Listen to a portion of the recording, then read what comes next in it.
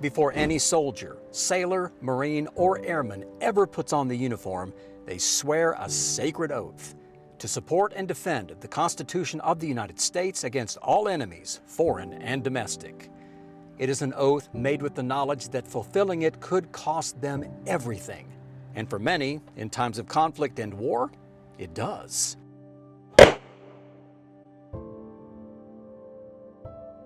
For the next half hour, we will share stories of local veterans, their service, and the impact they left on the communities and people around them. Welcome to Voices of Valor. I'm Vince Erickson, here at the Central Texas Veterans Cemetery in Killeen. The stories of impact that we will share with you during our time over the next half hour come from and resonate right here at home. We'll lead off with a story on a veteran from our area, one of our most beloved and cherished veterans. I'm here along the banks of the Brazos, in front of a statue of World War II hero Doris Miller, the first African-American recipient of the Navy Cross. It's a tribute to a man who displayed extraordinary bravery during the attack on Pearl Harbor and was the catalyst for crucial change in the U.S. Navy. Here's his story. An explosion in the distance, but hits us so close to home. It was the very moment when hometown hero Doris Miller was lost at sea. That's Miller, portrayed by Cuba Gooding Jr. here in the movie Pearl Harbor. Miller transformed from a low-ranking kitchen mess attendant to a remarkable warrior when the country needed him most. Without training, he courageously took over an abandoned anti-aircraft gun, successfully shooting down enemy planes, then carried many wounded sailors to safety, including the ship's captain. To be able to kick into a moment of saying, how can I help my brothers? Because his mind was on my brothers on my ship. I met up with Thomas Bledsoe, Miller's great-nephew, who tells me about the significance of that moment. That's one of the things makes my great uncle's story so impactful, is that he did that in a time when there was a lot of struggle, a lot of division. It was a Jim Crow era, and African Americans were second-class citizens. Famed poet Langston Hughes, in Beaumont to Detroit, famously writes about these difficult times for blacks during the war. You Jim Crowed me before Hitler rose to power. How long I gotta fight both Hitler and Jim Crow. In that climate, Miller did not receive public recognition, while white sailors were receiving great praise. Miller's heroic acts were only talked about in regards to an unnamed Negro, until the NAACP pressured the Navy to call Doris Miller by name. I don't know if he understood the national impact at the time, but I definitely know he understood that he accomplished something and broke a barrier that was there. It took 5 months, but the Navy finally recognizes Miller by awarding him the Navy Cross. But that fell short of what many believed he deserved, the Medal of Honor. 16 Medals of Honor were awarded after Pearl Harbor, but only to white men. And it's something Miller's family has been pushing for years. The weight that my great-grandmother carried to try to push for him to get the Medal of Honor, we carried that weight embedded in us. But to this day, his family continues their push. On November 24th, 1943, less than 2 years after Pearl Harbor, the torpedoed USS Liscombe Bay sank beneath the Pacific, taking Miller with it. And he died at the age of 24, never to return home. He's not here today to be able to see it, but we will be standing in a line of generations cheering it on and saying we knew it and he deserved it. But even without the Medal of Honor, it doesn't take away from what he represents. Extraordinary bravery, patriotism, a symbol of African American pride, and the pivotal figure in the desegregation of the U.S. Navy. But the chapter of Doris Miller is far from closed. Recognizing his heroics and lasting influence, for the first time ever, our country will name a super carrier one of the Navy's most powerful vessels after an African American. The USS Doris Miller will honor a man who not only gave everything, but also taught us how to change, for the better of all Americans. Towering over the Texas A&M University campus, a monument to the man who literally reached the summit of bravery.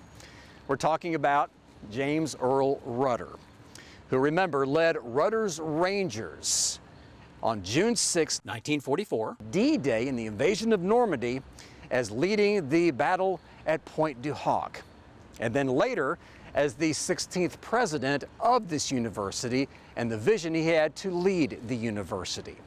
And of course, all the life events that contributed to his legacy of greatness, and from very humble beginnings. And who better to show us than the man walking into his Austin living room, Tom Hatfield, the author of Rudder from Leader to Legend, originally published in 2011. Well, it truly was a labor of love. He stands tall. He stands tall. A labor of love, Hatfield says. From the humble beginnings of Earl Rudder's life in the West Texas town of Eden in the early 1900s, to his World War II heroics at Pointe du Hoc, to his visionary leadership as Texas A&M's 16th president, with consistent traits at the center of Rudder's being as the keys. Even as a schoolboy, he was recognized among his teachers and among fellow students sort of for his humanity. The other students wanted to be around him. They wanted to be with him. He became their leader. Evidence of Earl Rudder's leadership and accomplishment in Texas and around the world. On the A&M campus, the 110-foot Rudder Tower, a centerpiece of Rudder Plaza. In Bryan, James Earl Rudder High School, with Rudder prominently displayed in the school's foyer. In Brady, Texas, a statue of Earl Rudder. He served as a teacher, coach there, as well as mayor for 6 years.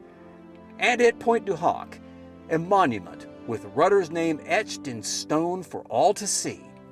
Only a fraction of proof of Rudder's impact wherever his life took him, with his character at the center. For Tom Hatfield, 15 years after the publishing of his book, there's gratitude. I'm grateful for what he did for me, because his life is a manual of how to be a good citizen. Tom Hatfield stressed that Major General Rudder's impact on everyone he encountered, anything he encountered, will be talked about 50 years from now and beyond. J.C. Alston was born in 1923, about 35 miles northeast of Lubbock, and raised during the harsh Dust Bowl years. He said he could remember when they finally got electricity and stopped using kerosene lanterns. In August 1941, 18-year-old Alston joined the Navy. A few short months later, he found himself on watch aboard the USS California on the morning of December 7, 1941, when the Japanese attacked Pearl Harbor. Being stationed in the Pacific for nearly 4 years, Alston was in Tokyo Bay in September 1945 when Japanese and U.S. officials met with other Allied commanders nearby on the USS Missouri to sign the Instrument of Surrender, which officially ended the war, just weeks after the United States dropped atom bombs on Hiroshima and Nagasaki. After being honorably discharged a few months later, Alston returned to Lubbock, where he got married and raised a family, working for the VA for 34 years in various positions, including fire chief and police officer. Alston spent his later years as an active member of the First Baptist Church of Troy, the local American Legion Post 133, and sharing his story with school children and other veterans. J.C. Alston was 98 years old when he passed away on October 20th, 2021, 76 years to the day after his honorable discharge from the United States Navy.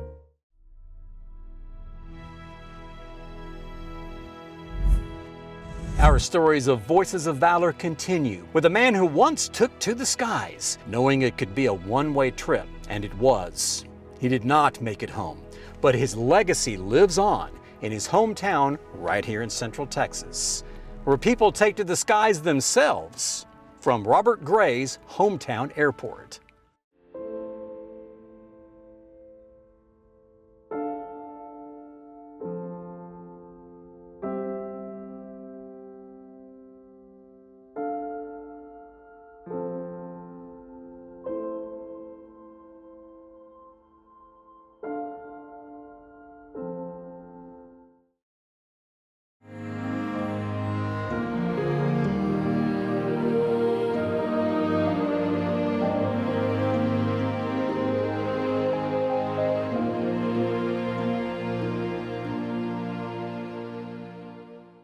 Robert Gray once took to the skies, not knowing if he'd ever return to his hometown of Killeen.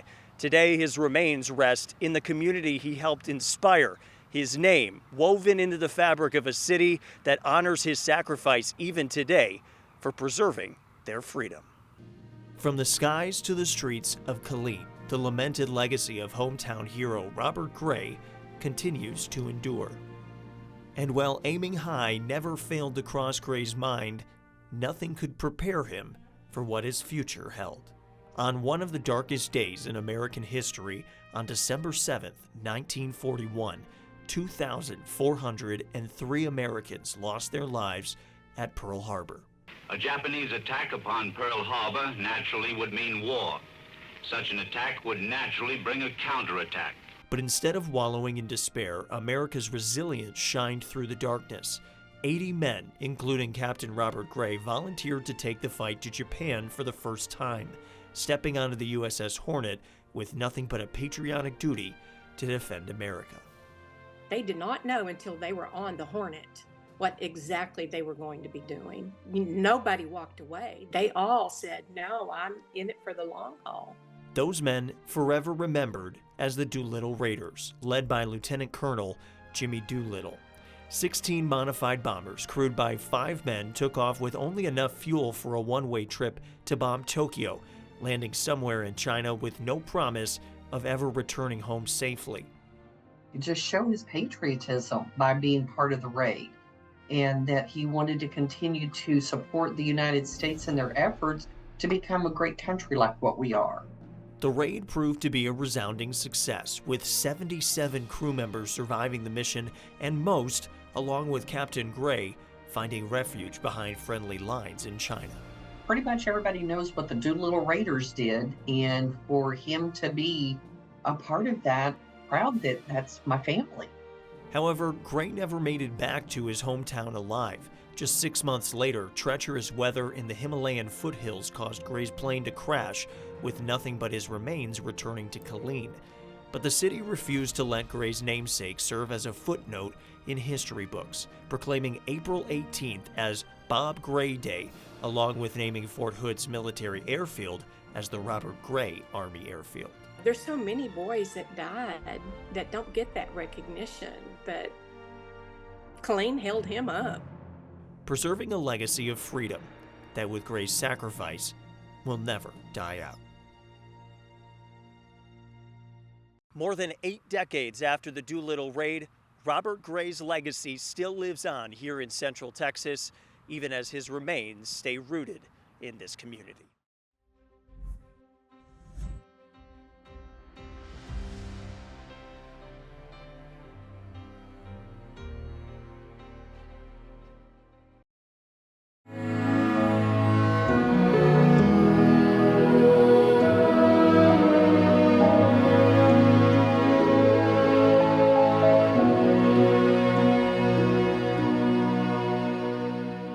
Standing at the base of this powerful memorial at College Station's Veterans Park. And it's not just a tribute to service. This bronze figure was meticulously crafted using the image and likeness of John Velasquez, a Vietnam veteran from Bryan and a local hero to many in the Brazos Valley. As you can see, it captures a soldier reaching out to make a rescue from outside of a helicopter.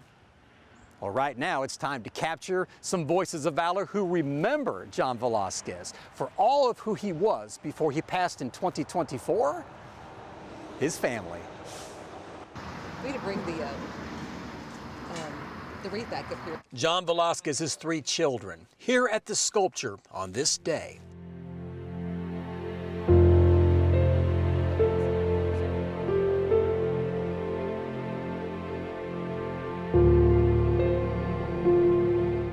One of their favorite places to reminisce about their dad, on his influence on their lives. Griselda, the firstborn, and second daughter Melissa. John Ed, the youngest. He went to Vietnam and came back, thank the good Lord, and raised us, and we're here right now, and we're still following his footsteps. That man had a heart. He was a wonderful father, He was my hero. In my mind and my heart, I'm sure my sister and my brother, my mom, he was our hero. Revered, and beyond the sculpture's depiction of a dedicated soldier and Vietnam veteran, John Velasquez was also a respected businessman, owner of A&M Twin City Paint and Body in Bryan, and a longtime fixture here as the commander of Bryan's VFW Post 4692. John Velasquez's nephew Dennis succeeded John as post commander, with the same kind of reverence for John's contributions to the post and the community.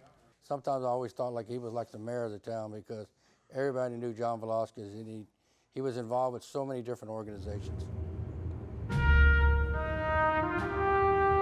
John passed away in 2024, his final resting place in Bryan, mourned and remembered by the thousands he encountered and influenced. His legacy kept alive at VFW Post 4692, the Grand Hall named after him. And where we started, at the Veterans Park sculpture, his family together, filled with reverence, remembrance, and reminiscence. He was our rock, and I will never forget my father for the things he's done for this community. Father, leader, mentor, immortalized right here forever, to keep the legacy and impact of John Velasquez alive for all of the voices of valor who remember. As we honor our veterans, a special thank you to those who served during the Vietnam War. I'm here at the Vietnam Veterans Memorial, paying tribute to those brave men and women who never made it home, and for those who did, but carrying the lasting scars of war with them. That's U.S. Air Force C-123 aircraft during the Vietnam War, spraying more than 11 million gallons of the chemical herbicide called Agent Orange over Vietnam's forest. A maneuver designed to peel back the cover from which the Viet Cong spring ambushes. It began in 1962, and only in 1969 was the chemical declared highly toxic. The deadliest force against American troops would not be the Viet Cong, but America itself. While 58,000 U.S. soldiers were killed during combat, Agent Orange would later claim the lives of over 300,000 of our own service members. It's a painful reality a Central Texas family knows all too well. You knew at some point that, it's going to get bad. With the Agent Orange, Lewis Sims Jr., son of late Vietnam veteran Sergeant Lewis Sims, watched his father suffer through decades of aches and pains long after the war was over. And I asked him one day, I said, I'm going to ask you something. I said, I just want to know, how do it feel? He said, it feel like fire in his whole body, actual fire. That feeling of fire turned out to be bone cancer, linked to exposure to Agent Orange, and one that would eventually take his life. Was I mad? Yeah. What can you do? You fought for us. You fought for your country. You made it. But the result is you catch something. And the suffering went beyond the physical. After returning home, there was no hero's welcome. Spitting in their face, calling them baby killers. A crushing blow, emotionally and psychologically, for the brave men and women who fought for our country. Thousands of demonstrators opposed to the Vietnam War. The Vietnam War divided America. And for many veterans, the rejection and stigma they faced would cut deep. With a society too hostile to bear, Sergeant Sims, like many, withdrew from the world, his family his only solace. My daddy always been my best hero, my best friend, period. When he Why are you getting emotional?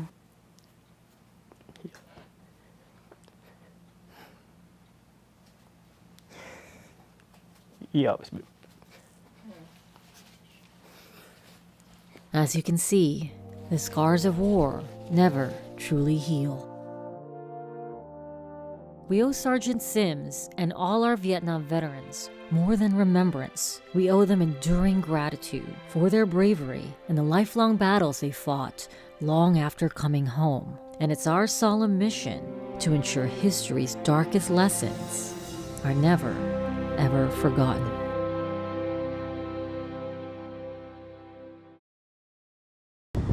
stories to be told, memories to be cherished, and respect given to all of our veterans, the ones who have passed and the ones who are still with us. From all of us here at Voices of Valor, we want to thank you for watching.